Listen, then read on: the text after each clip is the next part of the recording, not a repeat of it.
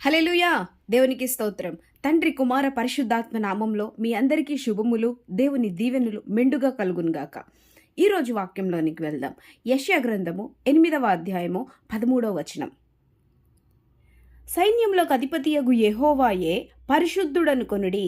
మీరు భయపడవలసిన వాడు ఆయనే. ఆయన కోసరమే దిగులు పడవలెను. హల్లెలూయా! దేవుడేమంటున్నాడంటే, నన్ను పరిశుద్ధుడు అని మీరు అనుకోండి. అబ్బా, మన మనసులో అనుకుంటాం కదా, వీళ్ళు గొప్పవాళ్ళు, అబ్బా వీళ్ళు నాకు ఉంటే చాలు, ఇంకా అసలు వీళ్ళే నాకు సర్వస్వం, అసలు వీళ్ళే నాకు సమస్తం, వీళ్ళు లేకపోతే నా వల్ల కాదు. దేవుడు అంటున్నాడు కదా, అట్లా కాదు. ఇంకా మనము కొన్ని పరిస్థితులను చూసి భయపడిపోతూ ఉంటాము, కొన్ని సమస్యల్ని చూసి భయపడిపోతూ ఉంటాము, కొంతమంది మనుషుల్ని చూసి భయపడిపోతాము. అమ్మో వాళ్ళు తిడతారేమో, అమ్మో వాళ్ళు కొడతారేమో, ముఖ్యంగా స్త్రీలకి ఇంట్లో అమ్మో ఆయన వచ్చారంటే తిడతారేమో, అమ్మో ఆమె వచ్చిందంటే ఏమన్నా నన్ను ఒక మాట అనేస్తుందేమో. బయట వెళ్ళినప్పుడు కూడా చాలామందికి భయం వేస్తూ ఉంటుంది. ఇంకా మనము అనేక విషయాలను బట్టి దిగులు పడుతూ ఉంటాము.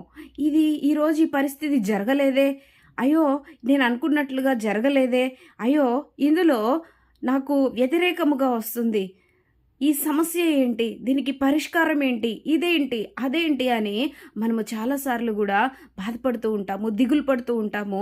మన స్ట్రెంగ్త్ని, ఎనర్జీని మొత్తం కూడా ఏడవడంలో మనము చాలాసార్లు ఇచ్చేస్తూ ఉంటాము. అయితే దేవుని వాక్యం సెలవిస్తుంది కదా, పరిశుద్ధుడు అని మీరు ఎవరిని అనుకోవాలంటే దేవుడిని మాత్రమే. వాళ్ళని నీ హృదయంలో గొప్ప చేసుకోవడానికి వీల్లేదండి.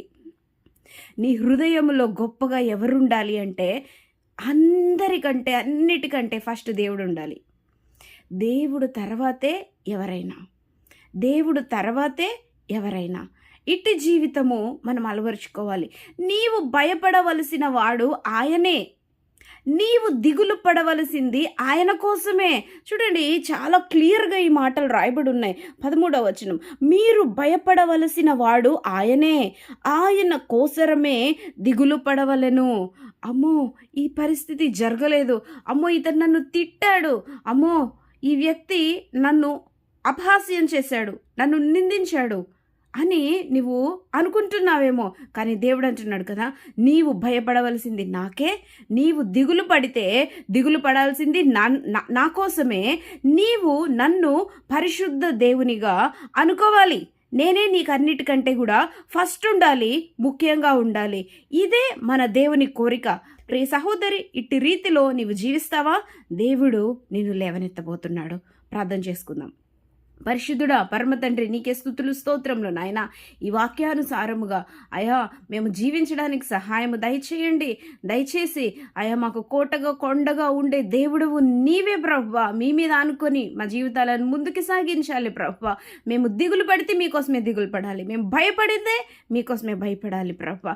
ఏ మనిషిని చూసి, ఏ పరిస్థితిని చూసి, ఎటువంటి స్థితిగతులని చూసి మేము భయపడటానికి, దిగులు పడడానికి వీలు లేదు నాయన. అట్టి గొప్ప మనసు, అట్టి స్థిరమైన మనసు నీవు మాకు అనుగ్రహించండి ప్రభువా. నీవు మాత్రమే మాకు పరిశుద్ధ దేవుడిగా ఉండాలి ప్రభువా. అయా నీవు మాత్రమే మాకు సర్వస్వమై ఉండాలి ప్రభువా. నీవు మాత్రమే ప్రభువా మా జీవితంలో అణువణువున ఏది చూసినా నీవు మాత్రమే ఉండాలి. అది దుఃఖమైనా, బాధైనా, భయమైనా, పొగడతైనా, పరిశుద్ధంగా ఉండేది అయినా అయ్యా మాకన్నిటి విషయంలో, అన్నిట్లో నీవే మాకు మొదటిగా ఉండాలి. మేము మిమ్మల్ని మొదటిగా ప్రేమించాలి. ఇట్టి గొప్ప అభిషేకంతో, ఇట్టి గొప్ప కృపతో ఈ దినాన మా అందరినీ కూడా నింపమని అయ్యా, నీవే మహిమని పొందుకోమని, ఈ దినం మొత్తము కూడా నీవు మాకు తోడుగా ఉండమని, నీవే మమ్మల్ని నడిపించమని దేవా సహాయం చేయమని యేసుక్రీస్తు నామములో ప్రార్థించి వేడుకొంచున్నాను పరమ తండ్రి. Amen, amen, amen. హల్లెలూయా! దేవునికి స్తోత్రం. మరిన్ని వీడియోస్ కోసం మీరు దయచేసి ఈ ఛానల్ని సబ్స్క్రైబ్ చేయండి. హల్లెలూయా!